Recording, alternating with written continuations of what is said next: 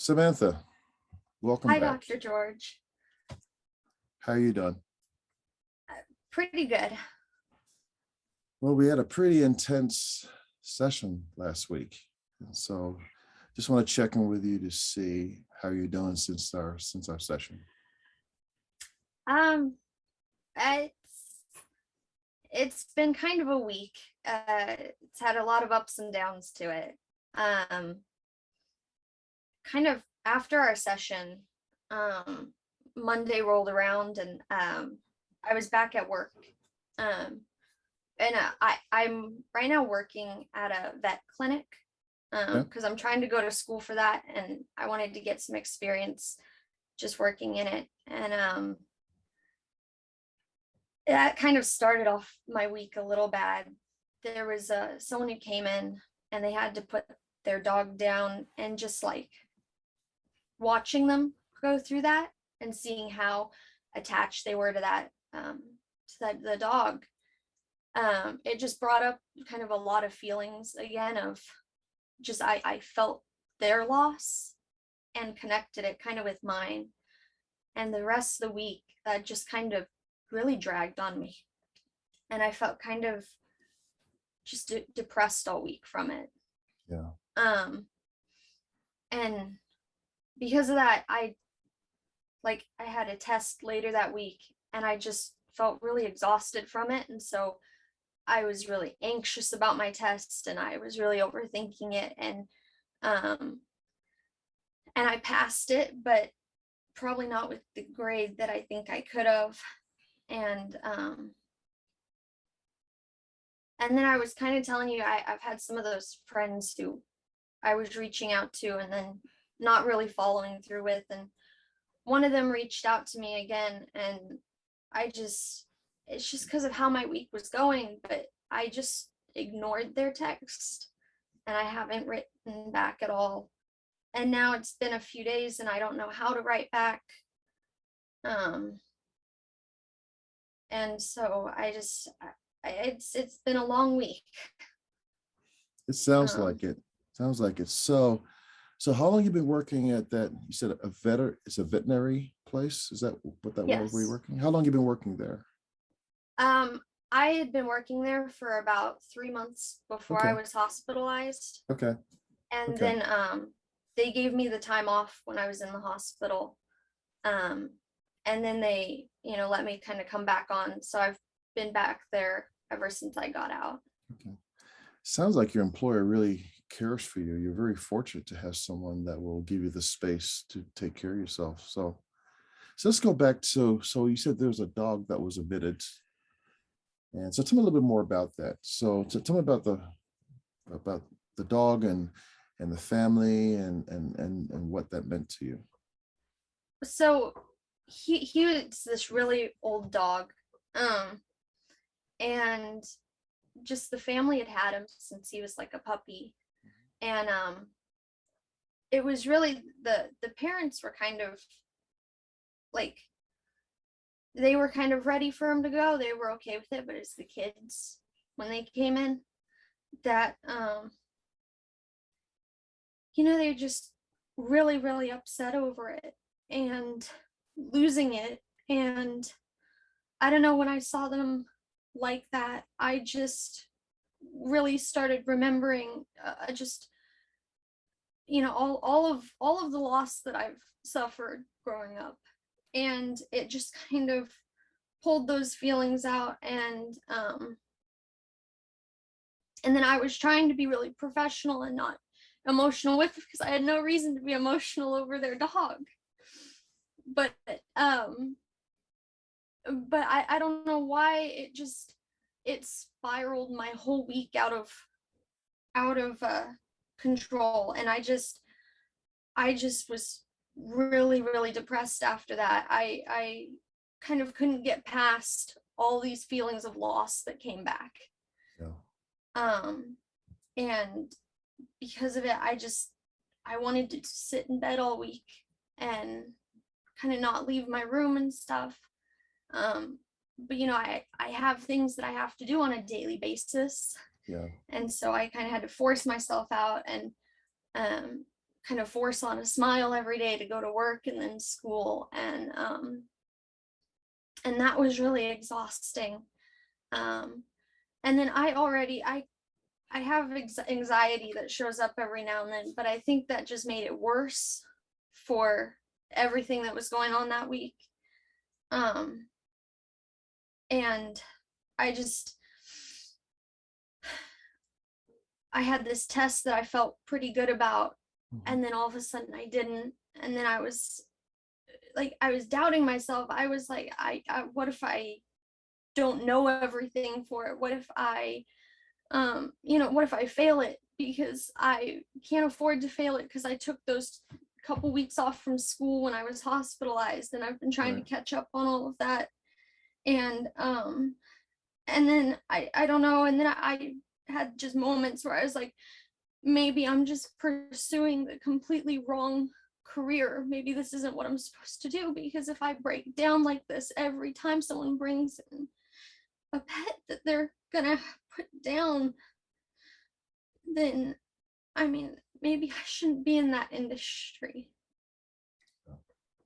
And I don't know. And then just being so exhausted and everything, I just didn't have the energy or anything to write that friend back and kind of respond to them reaching out. But now I'm like, I'm afraid of what they're thinking of me. They're probably thinking I'm ignoring them, and probably that like I just don't want to be friends anymore with them, and I don't know how to reach out again. Do those friends know what happened to you, that you were away or where you were at the hospital? Are they aware of that? They are. They were kind of part of the reason I ended up going in the first place. When after we had kind of gotten to know each other and stuff, and we would just talk about different things, and they finally they kind of came and told me, they were like, I think you'd benefit from talking to someone. And that's where it started. And that's when I went and I was talking to a doctor a little bit, and he thought it would do me a lot of good to be hospitalized for a little bit. Samantha, it's incredible to me. You have an employer that gave you space to take care of yourself, to go to the hospital. You have friends that encourage you to go into the hospital as well and care for yourself. So I wonder who's being hard on you. Is it your friends or your employer, or who do you think is really being hard on you? Well, I feel like a really bad friend, because they're so good to me and stuff, and then I'm not there. I'm really detached from them, and I just don't feel like I'm being a friend, and it feels really one-sided, but I don't know how to change it. And it's part of why I just almost don't want to reach out again, is because at this point I'm afraid kind of what they think of me. And I'm also just, I don't know, it's really almost like burdensome to do that and not be able to be a good friend to them. And also too, you've gone through a lot. You're for the first time you're dealing with trauma that you haven't really dealt with, and now you're trying to adjust. You're in school, you're working. There are a lot of things that you're doing, and you're trying to maintain your life. So I'm so sorry that you had that experience with that family and that pet that died. Um, it sounds like it touched you deeply. So what I'd like to know, so how did you care for yourself? So you experienced this loss, so you went home. What did you do to comfort yourself, or what has helped you in the past when you felt that kind of sadness? um this might sound kind of funny, but I don't know, when I'm dealing with a lot and there's just things I don't want to really deal with. Um, I kind of I sit and I turn them into sort of fantasy worlds, and I write books Oh, about like not really stories I'd ever show anyone, sure. but I just sit and I write these stories about characters that are going through the same thing, um so that, I don't know, I can sort of sit in these fantasy worlds and not deal with it in my life, but have these characters deal with it.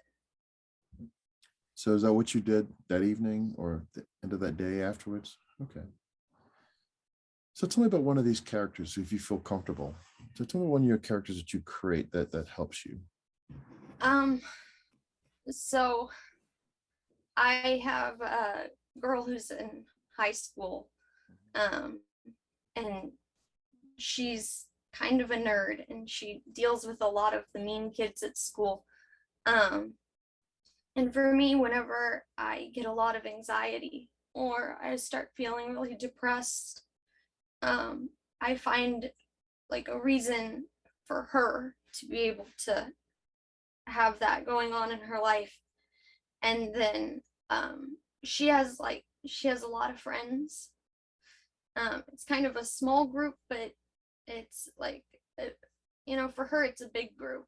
Mhm. And um and they really help her, and they kind of help her be stronger and then go through it all, and she's able to talk to them just openly. Um and they're really a cool group. They were sort of, I started writing her when I felt really alone back in high school, Hmm. and I kind of gave her a friend group that I wish I had.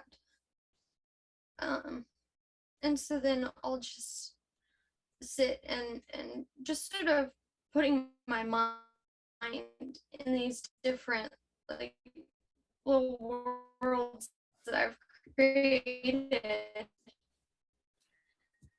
um it just helps me feel better in the moment. And then, but kind of like I said, later that week I just felt really depressed still and couldn't get rid of it, but it helped me cope with a lot of emotion that day when I was just feeling really, really upset. I think that's incredible, Samantha. And so you've been working on this character since high school, and you've created with her what you would really need in terms of support and so on. So if I can ask, well, what's that girl's name? Do you have a name for that character that you created?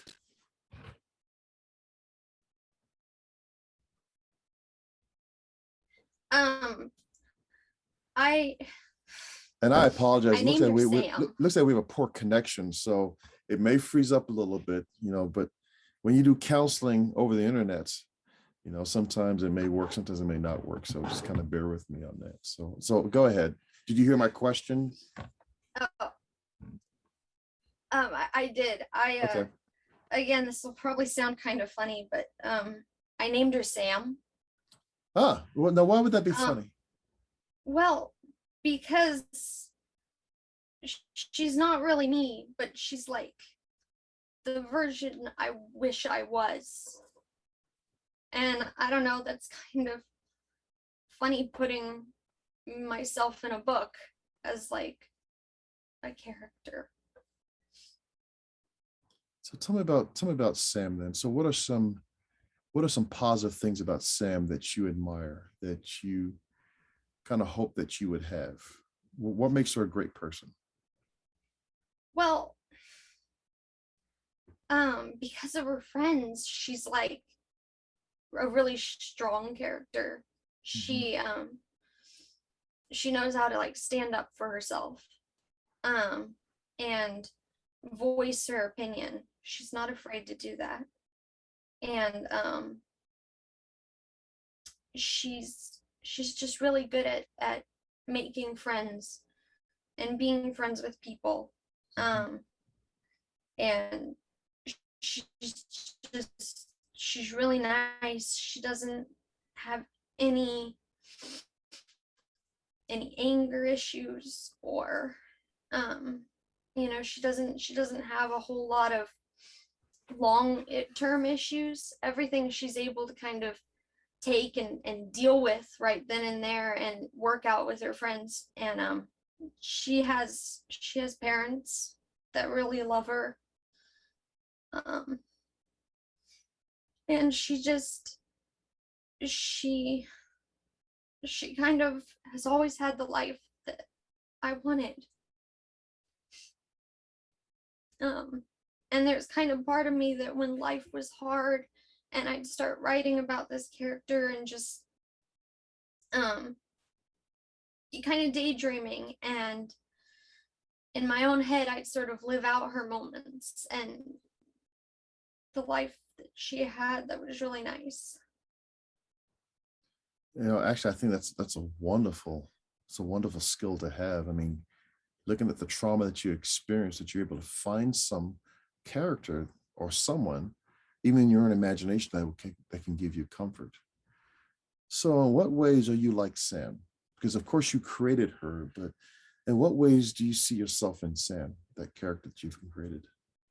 Well, sometimes I think I'm kind of like her inside, but Mm. I can't be her on the outside.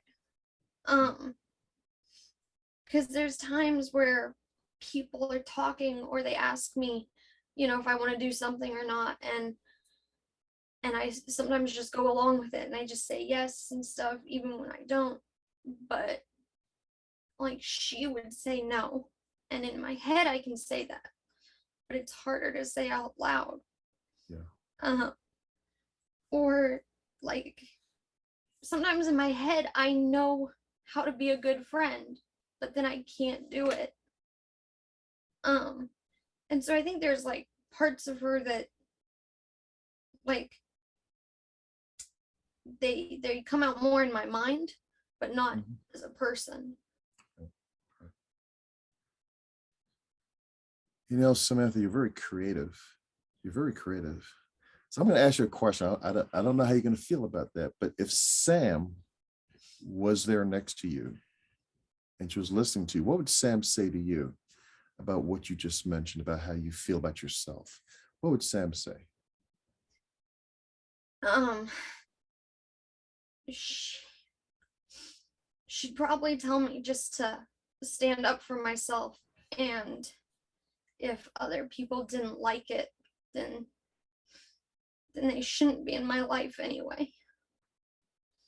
Because that's something that she just would say to people in my stories, is that if they didn't like her for who she was, then she didn't want them.